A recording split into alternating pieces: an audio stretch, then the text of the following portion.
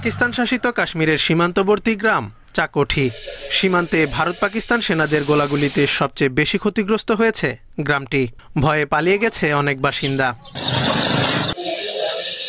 দিল্লি ইসলামাবাদের মধ্যে যুদ্ধবিরতি কার্যকর হওয়ায় স্বাভাবিক জীবনে ফিরতে শুরু করেছে চাকোঠির বাসিন্দারা।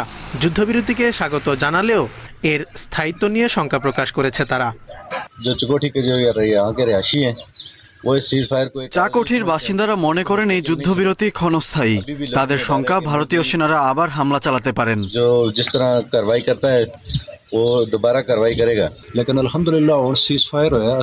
যুদ্ধবিরতি কার্যকর হওয়ায় আমরা খুশি হয়েছি, কিন্তু শত্রুরা বড়ই চালাক, তারা যে কোনো কিছু করতে পারে। এদিকে ভারত শাসিত কাশ্মীরের সীমান্তবর্তী শহরগুলোতেও স্বাভাবিকতা ফিরতে শুরু করেছে। খুলতে শুরু করেছে স্কুল, কলেজ, দোকানপাট। এখন বেশ শান্তিপূর্ণ অবস্থা বিরাজ করছে। আশা করি পরিস্থিতি দিন দিন অনুকূলে আসবে। 22 এপ্রিল কাশ্মীরের পেহেলগামে সন্ত্রাসী হামলার জেরে সংঘাতে জড়ায় ভারত ও পাকিস্তান।